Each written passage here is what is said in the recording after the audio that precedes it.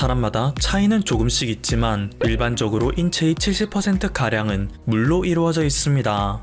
때문에 사람은 식량 없이 버티는 것은 어느 정도 가능하지만 물 없이 생존하는 것은 훨씬 힘들다고 하죠.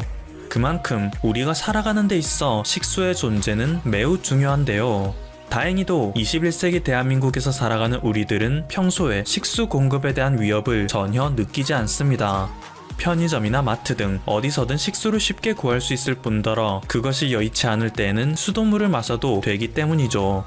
사실 이것은 우리에게는 꽤나 당연한 사실이지만 한국에 처음 와본 외국인들에게는 신선한 충격으로 다가오는데요. 중국의 경우 급속한 산업화로 인해 오염물질 배출량이 급증하여 나라 전역의 하천 60%의 중금속 및 농약의 오염 수준이 심각합니다. 때문에 일반적인 수돗물을 마신다는 것은 상상할 수 없는 일이죠. 그리고 애초에 중국은 수질이 좋지 않은 것으로 이미 유명한데요. 우리가 흔히 알고 있는 황하 역시 강물에 흙과 오염물질이 많이 섞여 있기에 누런 빛을 띠는 것이라 합니다.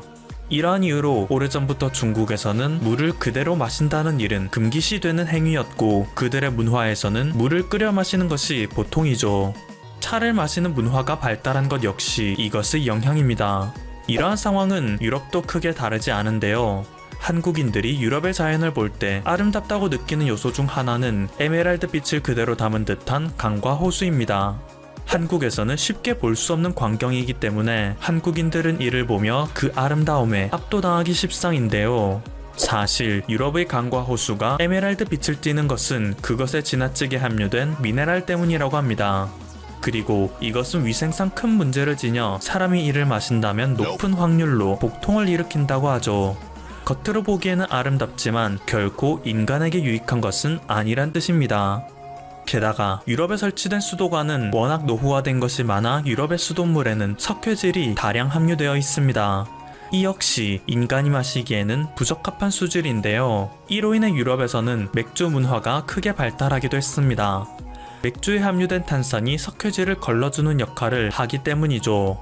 결국 이런 상황 때문에 한국에 처음 방문한 외국인들은 한국의 깨끗한 수질과 이를 마실 수 있는 여건에 크게 놀라는데요. 실제로 인터넷의 각종 커뮤니티에는 한국에 한 번도 방문해 본 적 없는 외국인들이 한국에 방문하기 전 수질에 대한 질문을 하면 이미 한국에 거주 중인 외국인들이 완전 안전하다 라고 답하며 수돗물을 마셔도 괜찮을 정도니 물만큼은 걱정하지 말고 와도 된다 라는 답변을 즉각 달 정도로 한국에 거주하는 외국인들은 한국의 물을 극찬하는 태도를 보입니다. 이것은 모두 한국이 급격한 산업화를 했음에도 불구하고 인프라 구축을 매우 잘 해냈으며 관리 또한 잘하고 있기 때문인데요.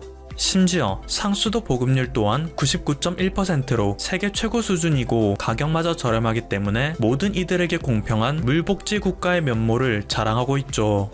한국인들은 세계에서 가장 안전한 물을 가장 저렴하게 마실 수 있는 것입니다.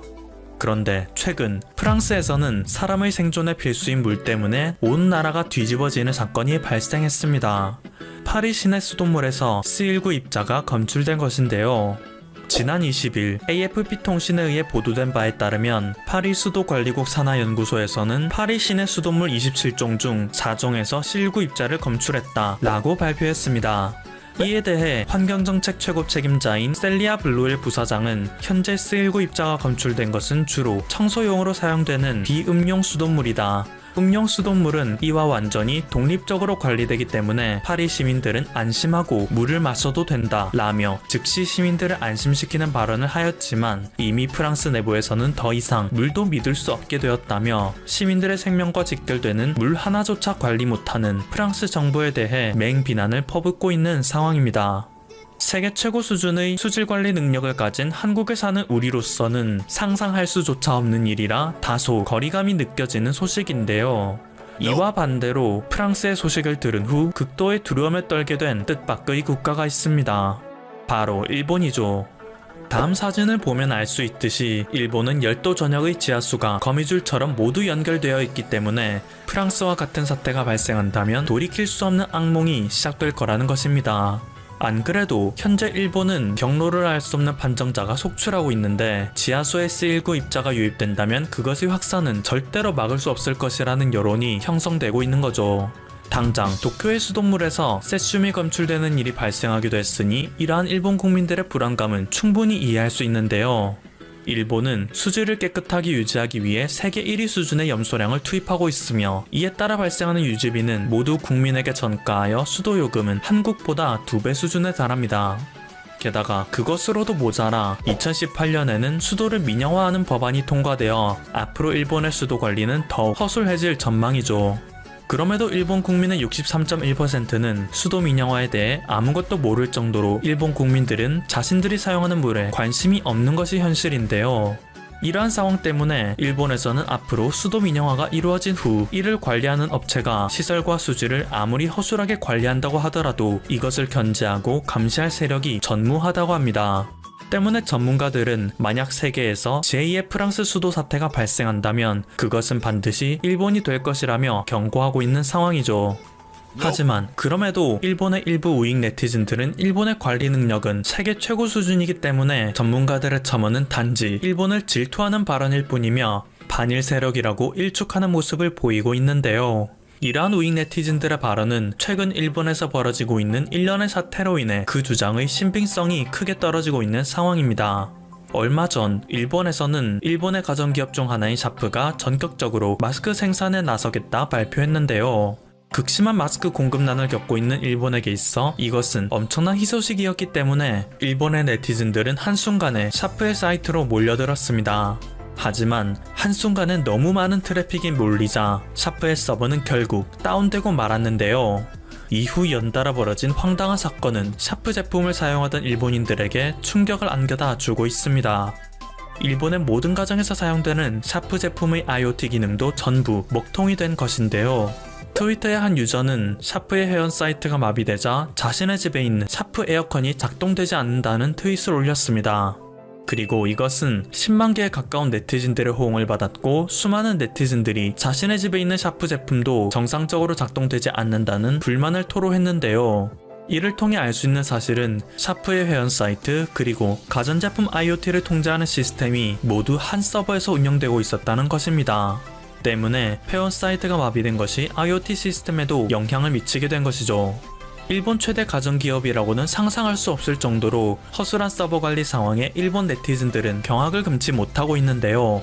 이와 마찬가지로 일본의 수도 역시 이미 모든 지역이 연결된 상태이기 때문에 만약 일본에서 프랑스와 같은 사태가 벌어진다면 일본은 이것에 대한 대처를 절대로 제대로 하지 못할 것이고 결국 일본은 프랑스보다 훨씬 심각한 사태를 맞이할 것이라는 전문가들의 주장에는 더욱 힘이 실리고 있는 상황입니다. 한편 일본에서는 과거 선내 집단 감염 사태가 발생하였으나 이에 대해 실시한 대응이 끔찍한 수준이었다는 평가를 받았던 전력이 있는데요.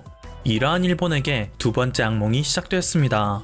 안 그래도 최근 한국의 판정자 수를 앞지르며 본격적인 재난의 시작을 알리고 있는 일본에게 이번 사태는 치명타로 다가오고 있죠. 이것은 일본의 NHK에서 보도된 내용으로서 나가사키항에 정박 중인 대형 선박의 선내에서 외국 국적 선원 한 명이 C19에 걸렸음이 판정되었다고 합니다. 선내에는 그 외에도 발열 등의 증상을 호소하는 승무원이 있기에 선박에 탑승했던 인원에 대한 전면적인 검사가 필요하다는 목소리가 커지고 있는데요. 문제는 이 배에 탑승하고 있던 사람이 총 623명에 달하여 2차 집단 선내 감염이 발생할 수도 있다며 두려움에 떨고 있습니다. 때문에 일본에서는 더 이상 일본을 안전지대로 여기지 못하고 가장 가까우며 가장 뛰어난 수준의 방역 능력을 보여주는 한국으로 도망가야 한다고 외치는 네티즌들도 늘어나고 있는데요.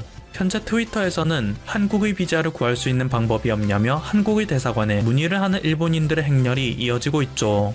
하지만 이러한 일본인들의 문의에 한국 대사관은 4월 6일까지는 비자를 발급해 주었지만 그 이후에는 관광 비자조차 발급이 되지 않아 한국으로 가는 것은 불가능하다 라고 일축하고 있어 일본인들은 절망에 빠진 상태인데요. 아무래도 한국에 가서 자가격리를 하는 한이 있어도 일본보다는 한국에 있는 것이 더 안전하다는 여론이 조금씩 생기고 있기 때문일 테죠. 얼마 전 한국에 거주하고 있는 한 일본인이 다소 호화로운 수준의 자가격리 생활을 전달하자 이를 본 일본인들이 자국과는 너무 비교되는 상황에 한국으로 도망가고 싶은 열망이 더욱 커지고 있는 것으로 분석됩니다.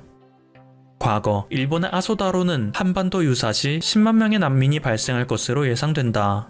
자위대를 출동시켜 그들을 사살할 것을 진지하게 대비해야 할지도 모른다 라는 망언을 한 적이 있습니다.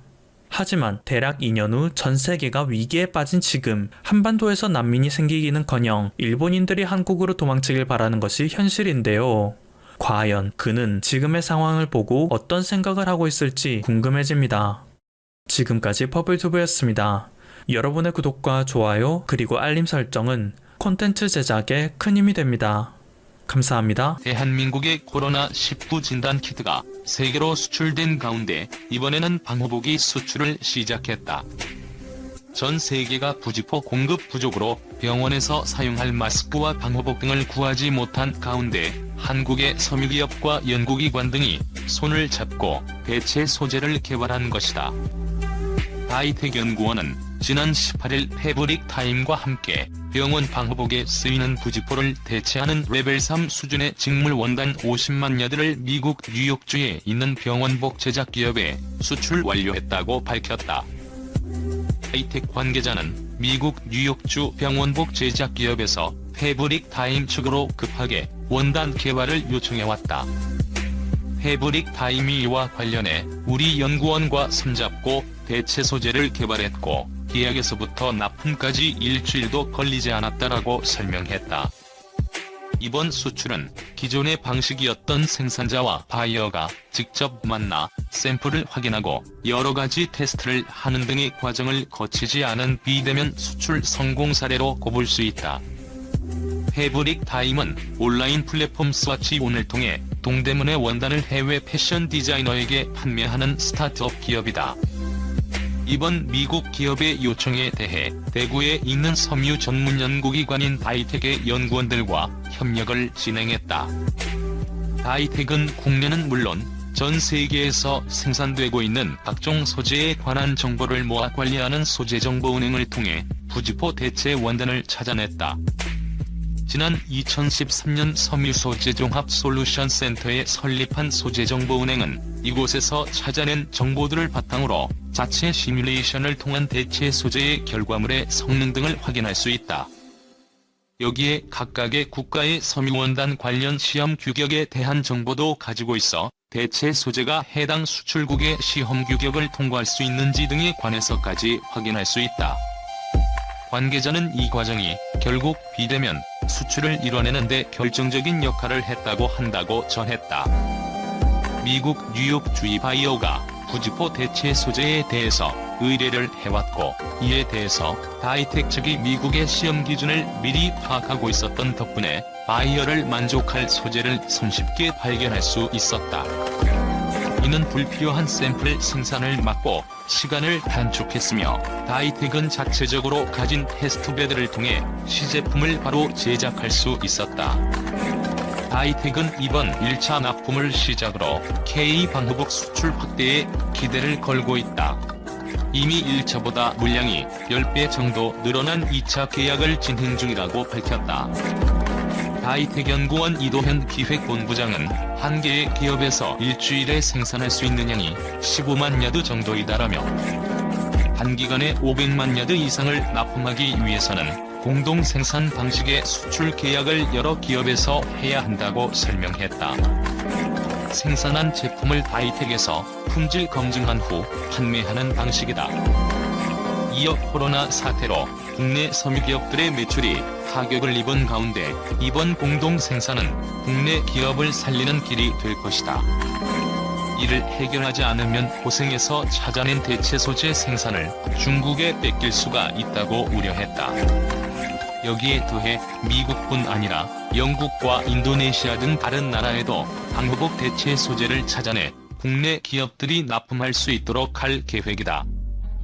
지금까지는 국내의 섬유기업들이 자신들의 제품을 가지고 전시회 등에 참가해 해외 바이어를 일일이 상대해야 했지만 패브릭 타임의 온라인 플랫폼과 같은 비대면 방식으로 세계 시장을 두드릴 수 있게 될 것으로 기대되고 있다.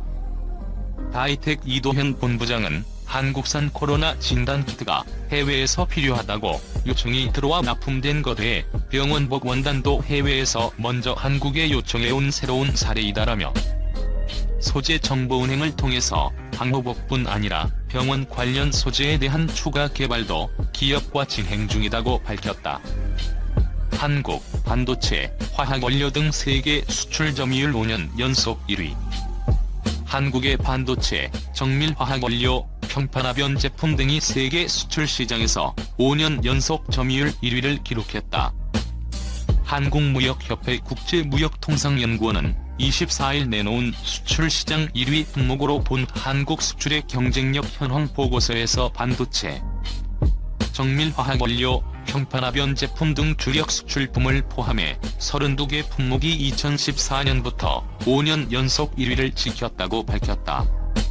1위 품목 중 파라자일렌, 메모리 반도체, 벤젠 등은 점유율이 5년 전보다 크게 늘었다. 2018년 한국의 세계 수출 시장 1위 품목은 63개로 세계 13위를 차지했다. 품목별로는 화학제품과 철강, 비철금속이 과반이었다. 1위 품목의 수출액이 한국 전체 수출액에서 차지하는 비중은 23.7%로 전년보다 0.3%포인트 하락했다. 또 전년과 비교하면 1위 품목 수는 12개 줄었고 35개는 중국, 미국, 독일, 일본 등 주요국이 바짝 뒤쫓았다. 특히 이 중 10개는 점유율 격차가 5%포인트 미만으로 좁혀졌다. 2017년에 1위였다가 2018년 자리를 내준 품목은 19개이고 2개를 제외하면 수출 규모가 10억 달러 미만인 품목이었다. 1위에서 탈락한 품목 중 12개는 중국, 일본, 미국, 독일 등이 치고 올라왔다. 1위 수출 품목은 줄었지만 2에서 10위 품목 수는 35개 증가해 한국이 10위권 이내 품목의 경쟁력을 높인다면 1위를 할 잠재력이 있는 것으로 나타났다. 주요국 중에서는 중국의 약진이 눈에 띄었다. 중국의 1위 품목은 전년보다 38개 늘어난 1,735개로 3년 연속 1위를 지켰다. 한국을 비롯해 독일, 미국, 일본 등 주요국의 1위 품목 수가 감소한 것과 대비되는 모습이다. 중국은 주로 선진국이 강세를 보이던 화학제품, 비전자기계, 수송기계 등의 품목에서도 1위 품목 수가 크게 늘었다. 685개, 미국 511개, 이탈리아 215개, 일본 161개 등이 중국의 뒤를 이었다. 무역협회 국제무역통상연구원 강성은 연구원은 그간 선진국이 강세를 보이던 화학제품, 공작기계, 수송기계 등의 분야에서도 중국이 경쟁력을 보이기 시작했다면서 세계 수출 시장에서 주요국 간 경쟁이 날로 치열해지고 있어 한국도 제품 경쟁력 제고와 수출 차별화 전략이 더욱 필요한 시점이라고 강조했다.